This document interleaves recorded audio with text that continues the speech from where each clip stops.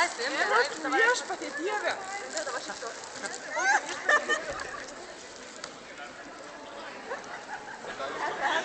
Nu, tai ką man dabar darys? O Dieve, man gerai. Ką dabar darys? Indrutė.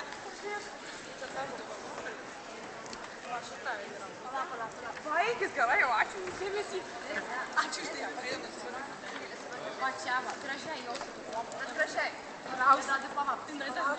Mašką. Nereikia, tau dabar. Tai čia duosuot, laikysi. Pažymėjai. Aš ir dar turiu gėlių. Tai kas? Tai kad neturiu net kaip laikyti.